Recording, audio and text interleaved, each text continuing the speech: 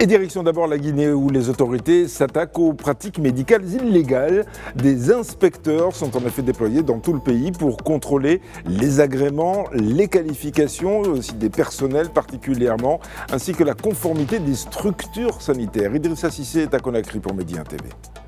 Le ministère de la Santé et de l'Hygiène publique passe à l'offensive pour assainir le secteur de la santé privée.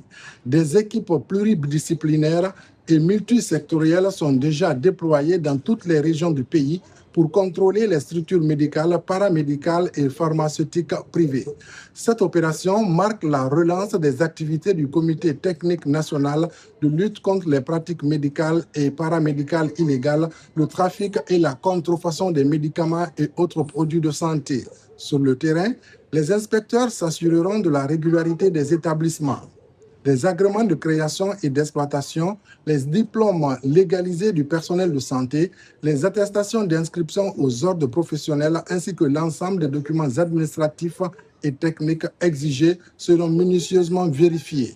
À travers cette campagne nationale, les autorités veulent mettre un terme aux pratiques illégales, garantir le respect des normes sanitaires et renforcer la sécurité des patients. Le ministère invite donc les promoteurs des structures concernées à coopérer pleinement avec les équipes de contrôle afin d'assurer le bon déroulement des inspections. Idrissa Cissé, Conakry pour Média TV. La Côte d'Ivoire et l'Union européenne renforcent leur partenariat économique. Des négociations ont été ouvertes pour tenter de conclure un accord d'investissement et aussi améliorer le climat des affaires. Zineb Dosso est à Abidjan pour Média TV. La Côte d'Ivoire et l'Union européenne renforcent leur partenariat économique.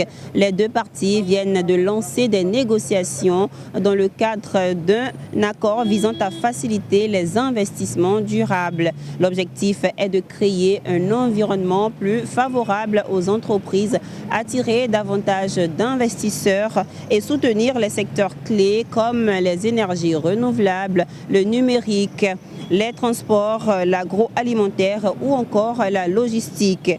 Cet accord devrait ouvrir de nouvelles opportunités aux entreprises locales. L'Union européenne et la Côte d'Ivoire souhaitent renforcer la traçabilité et développer une filière plus durable.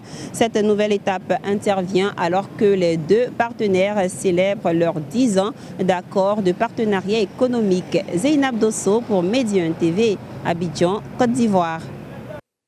Au Sénégal, la croissance économique devrait dépasser les 5% cette année. Toutefois, l'inflation avoisine encore 2% et le taux de chômage explose avec environ 20% de la population active qui est toujours sans emploi.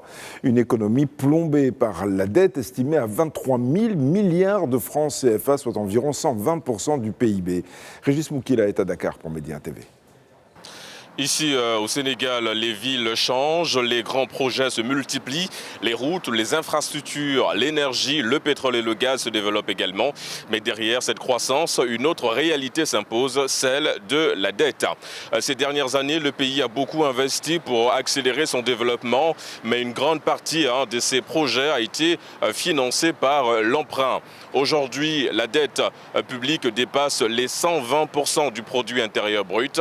Concrètement, l'État consacre chaque mois près de 590 milliards de francs CFA au remboursement de ses créanciers, soit près de 20 milliards de francs CFA par jour. Des sommes qui ne peuvent pas être utilisées pour d'autres priorités comme l'éducation, la santé ou encore l'emploi. Pour les Sénégalais, cela se ressent à travers le coût de la vie, les difficultés d'accès au financement pour les entreprises et un marché de l'emploi toujours sous pression. L'enjeu désormais ici au Sénégal est de transformer cette croissance en résultat visible dans le quotidien des citoyens et de faire de la dette un outil de développement et non un poids pour les générations futures. Ici à Dakar, Régis Moukila pour Média TV.